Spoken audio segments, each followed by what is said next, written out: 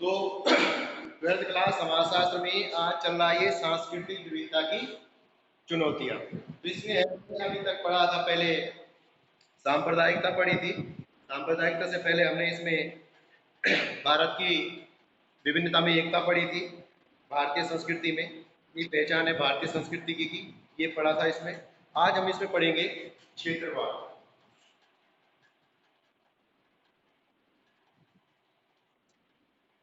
क्षेत्रवाद क्या होता है, किसको बोलते हैं क्षेत्रवाद? क्षेत्रवाद जो है, भारत में एक बहुत बड़ा देश है, तुम्हें पता है। भारत का क्षेत्रफल 32,87,263 वर्ग किलोमीटर कितना है? 87,263 किलोमीटर स्क्वायर, यानी कितना बड़ा देश है हमारा भारत।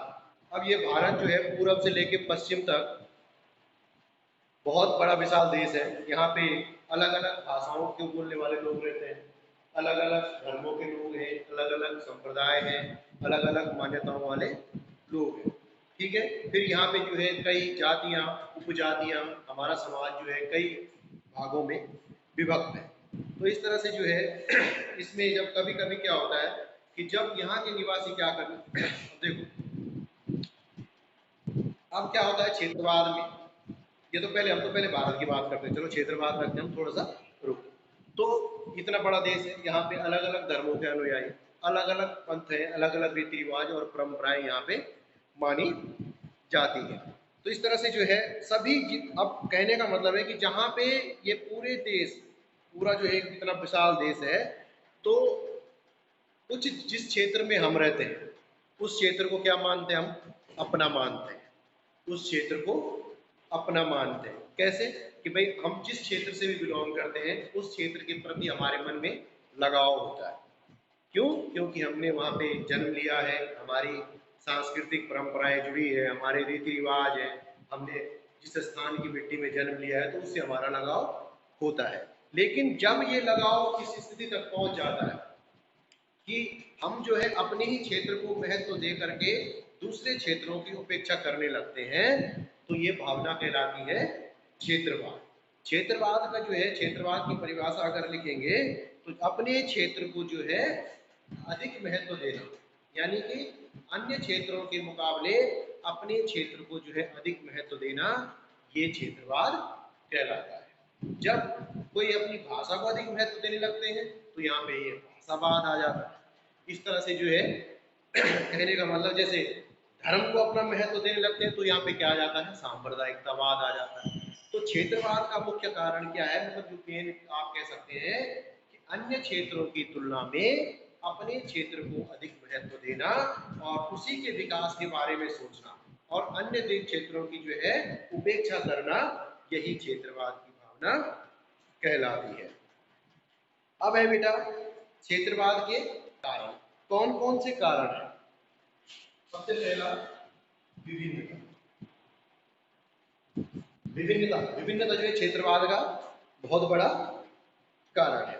अब कहने का मतलब है कि जैसे भारत एक बहुत बड़ा देश है, अब इसमें क्या है कि राज्य पुनर्गठन आयोग द्वारा भाषा के आधार पर जो है उन राज्यों के पुनर्गठन के बावजूद भी अनेक क्षेत्रों में अलगाव बना हुआ है। उदाहरण के लिए आप देखें, महाराष्ट्र में विदर्भ, मराठवाड़ा, गुजरात में सौराष्ट्र, बिहार में झारखंड, मध्य प्रदेश में छत्तीसगढ़ और उत्तराखंड, उत्तर प्रदेश में जो है उत्तराखंड जो है, आप इसका उदाहरण देख सकते हैं। विभिन्नता का मतलब क्या है कि अलग अलग, जब हम कहीं पे जो हमें ये लगता है कि हमारी भाषा अलग है, हमारे रीति रिवाज अलग है, हमारा भौगोलिक परिस्थितियां अलग है, तो क्या होता है, इससे अपने क्षेत्र को एक अलग क्षेत्र की मांग उठने लगती है। उसी का कारण जैसे हमारा उत्तराखंड है, उत्तराखंड की मांग क्यों की गई? क्योंकि उत्तर प्रदेश एक बहुत बड़ा राज्य है। अब क्या हो रहा था उत्तर प्रदेश में कि मैदानों का विकास तो हो रहा था लेकिन पहाड़ों का विकास बड़ा अटका हुआ।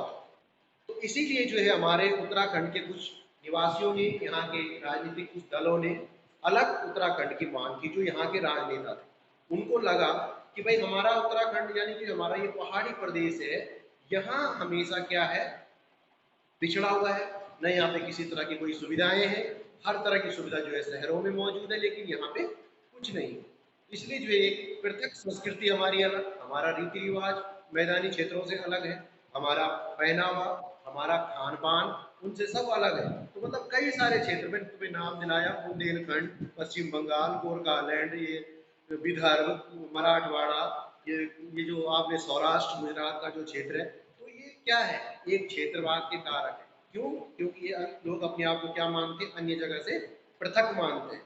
तो ये जो है विभिन्नता जो होती है जो हमारे अंदर, चाहे भाषाई विभिन्नता है, चाहे सांस्कृतिक विभिन्नता है, चाहे सामाजिक विभिन्नता है, ये क्या करती है, क्षेत्रवाद को जन्म देती है। दूसरा है बेटा भाषाई प्रेम।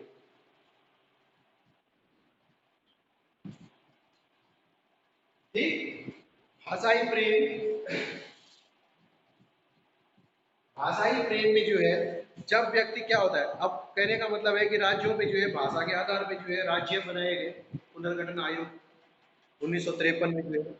अब क्या हुआ कि तेलुगु लोग भाषा के लिए जो है महाराष्ट्र से अलग जो है आंध्र प्रदेश नामक राज्य बनाया गया।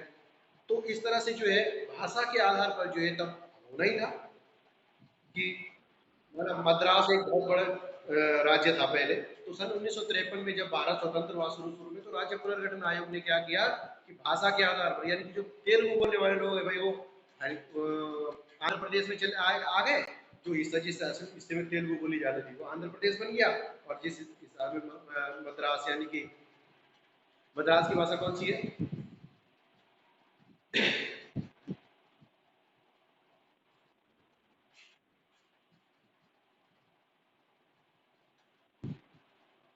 यानी कि जो तमिलनाडु की भाषा है,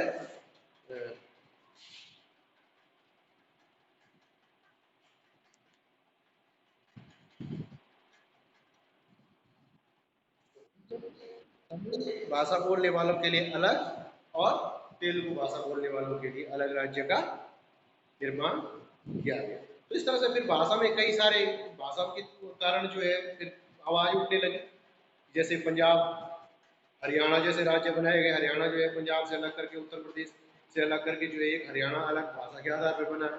तो इसलिए जो है भाषा के कारण जो अपनी भाषा के प्रति जो प्रेम होता है, तो लोग सोचते हैं कि भाई इतने एरिया हमारे भाषा के लोग रहते हैं, कि भाषा बोलने वाले लोग रहते हैं, तो इसको जो एक अलग इलाका घोषित कर दिया जाए। तो भाषावाद के कारण भी जो है क्षेत्रवाद को बढ़ावा मिलता है। अब है असंतुलित आर्थिक विकास।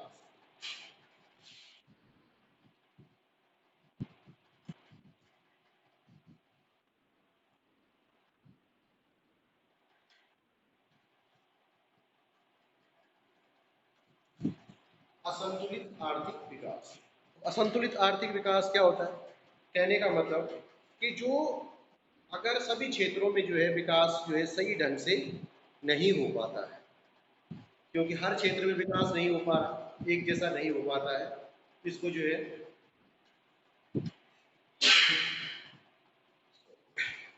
असंतुलित आर्थिक विकास का मतलब है कि जब जो है विकास की जो धारा होती है वो एक समान जो है हर क्षेत्र में नहीं आ पाती है, सही ढंग से जो है तालमेल विकास सही ढंग से नहीं हो पाता है। तो क्या होता है, इससे भी जो क्षेत्रवाद की भावना प्रबल होती है। कहने का मतलब है कि कुछ क्षेत्र पिछड़े हुए रह जाते हैं, कुछ क्षेत्र आगे बढ़ जाते हैं। उत्तराखंड की मांग करना, ये भी एक आर्थिक पिछड़ापन ही था, यहाँ पे असंतुलित आर्थिक विकास हो रहा था, क्योंकि जितने भी मैदानी इलाके हैं, शहर है, उनका विकास हो रहा था, लेकिन हमारे उत्तराखंड में जो है विकास की लहर नहीं आ पा रही थी। तो इसीलिए जो है इस पहाड़ों का विकास करने के लिए जो है एक क्षेत्रवाद की भावना यहाँ के लोगों के अंदर आई कि भाई हमारा पहाड़ पिछड़ रहा है, हमारा उत्तराखंड जो हमारा ये पर्वतीय इलाका है, पहाड़ी इलाका है, ये पिछड़ रहा है। तो इसके लिए भी जो है एक तरह से क्षेत्रवाद की भावना के कारण भी भी जो है एक उत्तराखंड राज्य की मांग किया जाना असंतुलित विकास का एक परिणाम था। फिर है सामाजिक अन्याय और पिछड़ा।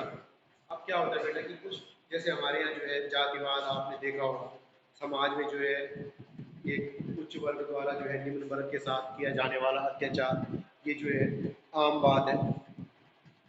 ठीक है, तो फिर इस तरह से बिहार, उड़ीसा, मध्य प्रदेश के आदिवासियों द्वारा झारखंड और उत्तर प्रदेश के पहाड़ी क्षेत्रों में उत्तराखंड की मांग फिर आ गई इसमें। क्योंकि जो सामाजिक पिछड़ापन जो होता है, क्योंकि भाई सुविधाएं नहीं है, कुछ भी नहीं है, तो इस तरह से जो है वो कहते हैं कि भाई जब हमारे क्षेत्र में कुछ होना ही नहीं है तो हम क्यों ना एक अलग क्षेत्र की मांग करें, कम से कम तब तो हमारे क्षेत्र में थोड़ा सा विकास की लहर आगे आएगी। फिर है धार्मिक संकीर्णता। धार्मिक संकीर्णता यानी कि जो हमारे मन में जो है अपने धर्म के प्रति क्षेत्रीय भावनाओं को बढ़ाने में जो है धर्म भी कई बार सहायता करता है। पंजाब में जो है अकालियों द्वारा पंजाब की मांग करना एक हद तक धर्म का ही परिणाम है, क्योंकि उन्होंने कहा कि सिख धर्म के लोगों के लिए जो है पंजाब जो अकाल तख्त के लोग हैं, सिख हैं, उनके लिए जो है एक अलग राज्य की मांग होनी चाहिए, पंजाब राज्य की मांग। वो भी जो है धर्म के आधार पर जो है उन्होंने मांग की थी। ठीक है बेटा। फिर है राजनीतिक स्वार्थ। राजनीतिक स्वार्थ जो होता है बेटा वो भी जो है क्षेत्रवाद को बढ़ावा देता है। राजनीतिक जो नेता होते हैं, जो राजनीतिज्ञ होते हैं, वो अपनी महत्वाकांक्षाओं को पूरा करने के लिए जो है कहते हैं कि अगर वो सोचते हैं कि जैसे माना मेरा इस क्षेत्र में खूब सारा प्रभाव, मुझे लोग बहुत समझते हैं, मानते हैं, तो मुझे ये लगता है कि अगर ये क्षेत्र अगर अलग हो जाता है तो मेरा प्रभाव हमेशा यहाँ पे बना हुआ रहेगा। इससे जो है क्या होता है कि वो अलग क्षेत्र की मांग करने लगते हैं। तो ये भी जो है क्या है, क्षेत्रवाद का एक कारण है, क्योंकि उसको तो चुनाव जीतना है वहां से, भाई बहुत बड़ा क्षेत्र है, वहाँ पर उसकी खूब प्रतिष्ठा है, तो उसको ये लगता है कि भाई अगर ये राज्य अलग बन जाता है तो यहाँ मेरी प्रतिष्ठा के अनुरूप जो है मैं अपने हिसाब से शासन चला सकता हूँ। इसलिए जो है ये वो भी क्या करते हैं, अलग क्षेत्र की मांग अपने लिए करने लगते हैं। फिर क्षेत्रवाद की जो है समस्या को दूर कैसे किया जा सकता है। क्षेत्रवाद की समस्या को दूर जो है इस प्रकार किया जा सकता है कि जो भी विकास के कार्यक्रम हमारी सरकार बनाती है उसको जो है सरकार को जो है इस तरह से लागू करना चाहिए कि इसको जो है सभी क्षेत्रों को जो है संतुलित रूप से जो है विकास प्राप्त हो सके। ऐसा नहीं है कि एक ही क्षेत्र का विकास हो रहा है और दूसरे क्षेत्र पिछड़ रहे हैं, ऐसा नहीं होना चाहिए। विकास ऐसा होना चाहिए कि जिसका फायदा सभी देशों को, सॉरी सभी क्षेत्रों को सही ढंग से हो। इससे जो है क्षेत्रवाद की भावना को कम किया जा सकता है। फिर जो है विशिष्ट समुदाय को अपनी विशिष्ट संस्कृति और पहचान सुरक्षित रखने के लिए सरकार द्वारा विशेष प्रयास किए जाने चाहिए। जैसे उदाहरण के लिए आदिवासी समाज है, उनको अपनी परंपराओं की रक्षा करने के लिए भी सरकार को उनकी मदद करनी चाहिए। हाँ, ऐसा ना हो कि कई लोग डरते हैं कि भाई हम दूसरी संस्कृति के प्रभाव में आकर के कहीं अपनी संस्कृति को न भूल जाएं, कहीं बाहर के लोग आकर हमारी संस्कृति पे जो है उसको परिवर्तित न कर दें, हमारे खेत खलिहान में आके जो है बस जाएंगे। इससे क्या होगा कि हम लोग अपनी संस्कृति को भूल जाएंगे, उनकी संस्कृति में घुल मिल जाएंगे। तो उनको जो है अपनी संस्कृति संरक्षित करने का अधिकार या प्रयास सरकार के द्वारा उनकी संस्कृति के लिए होने चाहिए, क्योंकि इससे जो है जनजातीय समूहों के सांस्कृतिक एकाकीपन को रोका जा सकेगा। ठीक है। फिर है तीसरा, जहाँ तक हो सके पिछड़े जो आर्थिक और सामाजिक रूप से जो पिछड़े हुए क्षेत्र हैं उनके विकास पे ज़्यादा ध्यान दिया जाना चाहिए। ठीक। इस तरह से जो है फिर जो हिंसक आंदोलन होते हैं, जो क्षेत्रवादी आंदोलन होते हैं, जैसे मैंने अपने क्षेत्र के लिए जो आंदोलन कर रहे हैं, और अगर हिंसावादी आंदोलन है तो उन पे जो है बिल्कुल प्रतिबंध लगा देना चाहिए। भाई आप मांग कीजिए, शांतिपूर्वक मांग होनी चाहिए। ये नहीं कि आप आंदोलन कर रहे हैं। जब भी आपने देखा होगा कि दिल्ली में आग जला दी, इतने लोग जो है वहाँ पे धरने पे बैठ गए, रोड जाम कर दी, कई गाड़ियों में आग लगाना, तोड़ फोड़ करना, इस तरह के आंदोलनों को जो है सख्ती से जो है इसको इस पर अंकुश लगाया जाना चाहिए। इससे जो है क्षेत्रवाद की भावना कम हो सकती है। ठीक है, आज के लिए इतने।